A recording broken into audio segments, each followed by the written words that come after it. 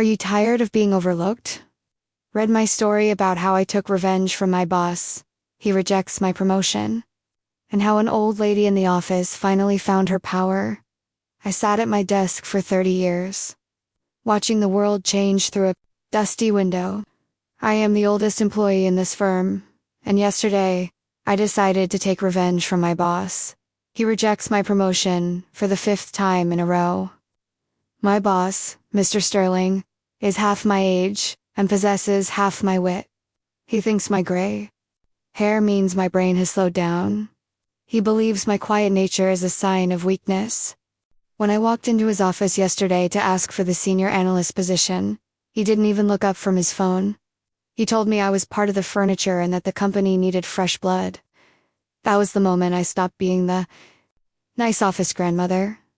You might wonder why a loyal employee gets passed over.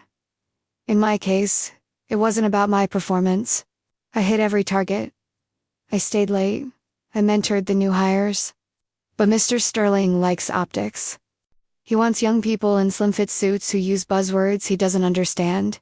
He thinks I am a relic. When you ask yourself, why did my boss reject my promotion despite my hard work? The answer is usually ego. He wants a team that reflects his youth, not a team that holds the institutional memory of the company. He made a mistake by thinking I wouldn't fight back. The coffee in the break room tasted like burnt rubber. I clutched my ceramic mug, the one my daughter gave me 10 years ago, and walked toward the glass-walled corner office. I could see Mr. Sterling laughing at a meme on his screen. "Mr. Sterling?" said, knocking softly. "Eleanor, come in." "Make it quick," he snapped. I sat down and laid out my case. I showed him the revenue growth from my accounts. I showed him the 15% increase in client retention I managed over the last fiscal year. I told him I wanted the promotion to senior analyst. I deserved the title and the salary that came with it. He sighed, a long, dramatic sound that made my skin crawl. "Eleanor, you're great at what you do, but we need innovators for that role. We need people who can scale the business for the next 20 years. You're closer to retirement than a kickoff meeting, right?" He chuckled at his own joke. My heart didn't sink. It hardened. I realized then that loyalty is a currency this man doesn't trade in. I walked out of that office with a clear mission. If he wanted to treat me like furniture, I would show him what happens when the foundation of his house decides to move. I knew I couldn't do anything illegal. I didn't want to break the law. I wanted to break his confidence. If you want to know how to get revenge on a toxic boss legally, the answer is simple: competence. I knew things he didn't. I had access to archives he never checked. I had relationships with clients who only stayed because of me. I decided to use the very old-fashioned methods he mocked to bring his digital world crashing down. I went back to my desk and started a folder. I didn't label it revenge. I labeled it efficiency. Audit. For the next 3 weeks, I did my job perfectly. In fact, I did it better than ever. I became the most helpful person in the office. When the innovators struggled with the legacy software, I was there to fix it. When the young marketing leads forgot the history of our oldest clients, I provided the files. I made myself indispensable to everyone except Mr. Sterling. I stopped CCing him on emails where I solved problems. Instead, I seesawed his boss, the regional director. I didn't complain. I just sent FYI notes. FYI, I fixed the glitch in the Q3 report that was stalling the team. FYI, handled the Smith accounts concern regarding the new contract. I was building a paper trail of his invisibility. While he was out playing golf or taking long lunches, I was the one keeping the lights on. Is it worth it to stay in a job after a rejected promotion? We often ask ourselves if we should just quit. Is it worth it to stay in a job after a rejected promotion? Sometimes, the answer is yes, but only if you have a plan. If I had quit that day, Sterling would have replaced me in a week and forgotten my name in 2 By staying, I became a ghost in the machine.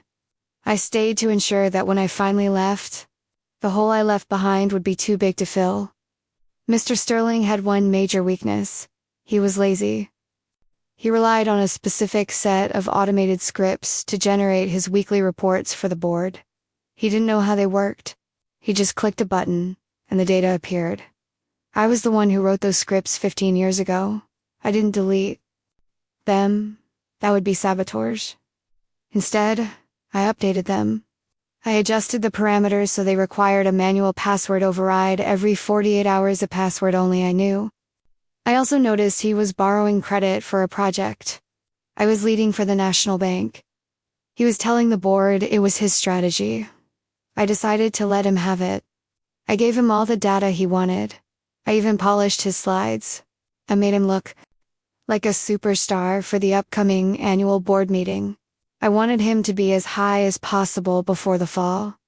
The boardroom was filled with men in expensive suits. Mr. Sterling stood at the head of the table, adjusted his tie, and began his presentation. I sat in the back with my notepad, looking like a harmless old lady. As you can see, Sterling said, pointing to a slide, my new strategy for the National Bank account has yielded a 20% growth. The regional director leaned forward. Impressive. Sterling, walk us through the raw data. I want to see the year-over-year breakdown. Sterling smiled confidently. Of course. He clicked the button for the live data feed. A box popped up on the screen. Security access expired. Please enter analyst override code. Sterling blinked. He typed in his birthday. Access denied. He typed the company name. Access denied. One moment, he stammered. Eleanor, what's the code for this? I looked up, tilting my head like a confused grandmother. Oh, Mr. Sterling, I thought you moved those files to the innovation server you mentioned. I don't have access to the new systems. Remember you said I was just part of the furniture? The room went silent. The regional director looked at me, then at Sterling. Sterling, the director said, his voice cold. You told me you built this dashboard yourself. I did. I directed it. Sterling scrambled. If you built it, you should know the override. The director replied. Eleanor, can you get us the data? I stood up slowly. I can try, sir. But since I'm not a senior analyst, I don't have the authorization to bypass the security protocols for a board-level meeting. It's a company policy, Mr. Sterling reinforced last week. I wasn't lying. He had signed a memo about security tiers. To show he was being tough on data, he had trapped himself. The meeting was a disaster for him. Without the live data, he couldn't answer the director's questions about the National Bank account. He looked unprepared, illiterate, and worst of all, dishonest. After the board members left, Sterling slammed his fist on his desk. You did that on purpose. I walked into his office, but I didn't sit down. I stood tall. I did exactly what you told me to do, Mr. Sterling. I stayed in my lane. I didn't innovate. I didn't scale. I just sat at my desk and did what a relic does. You're fired, he screamed. On what grounds? I asked calmly. For following your security protocols. For not knowing a password to a system you claimed to own. I have the HR handbook right here. If you fire me today, I will file a wrongful termination suit based on age discrimination, and I will use your furniture comment as Exhibit A. I have 3 witnesses who've heard you say it. His face turned a shade of purple I had never seen before. He realized he couldn't fire me, and he couldn't work with me. If you are in this position, you have to document everything. When people ask, what should I do if my boss blocks my career growth? They often think about complaining to HR. But HR is there to protect the company. You have to make yourself the person the company needs to protect. By documenting Sterling's comments and his reliance on my work, I made it impossible for them to get rid of me without a massive headache. I didn't stay much longer. I didn't want to work for a man like that, even if I had the upper hand. But I wasn't going to leave quietly. I reached out to our biggest competitor. I told them I was looking for a senior consultant role. I told them I had 30 years of experience and a deep relationship with the National Bank. They offered me a job with a 40% pay increase and a signing bonus within 48 hours. I walked into Sterling's office on Friday afternoon with my resignation letter. "I'm leaving," I said. He looked relieved. "Good. We don't need the drama." "I agree," I said. "But you should know, the National Bank account is moving with me. They have a key person clause in their contract. Since I'm the only one who has managed their account for a decade, they have the right to follow me to my new firm." Sterling's jaw dropped. That account represented 30% of his department's revenue. Without it, his innovation wouldn't matter. He'd be lucky to keep his own job by the end of the quarter. "You can't do that." "I already did," I smiled. "I guess this furniture had wheels." You might think revenge is about screaming or breaking things. It isn't.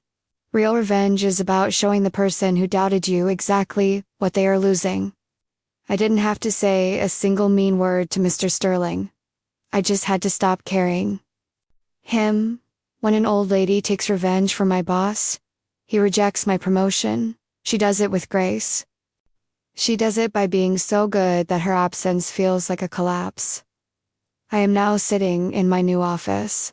The window is cleaner here. The people are younger, yes, but they ask me questions. They value my experience. And Mr. Sterling? I heard his department is under restructuring.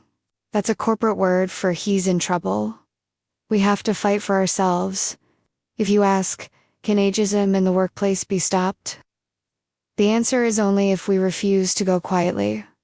We have to prove that experience isn't a burden, it's an asset. We have to show the Sterlings of the world that we aren't just part of the furniture. We are the architects of the building. I am 65 years old, and I am just getting started. I have a new title, a better salary, and the satisfaction of knowing I stood up for myself. I didn't let a bully define my worth. I took my power back, and I did it while wearing my favorite cardigan. Would you like me to write a follow-up scene where the regional director offers Eleanor her boss's old job?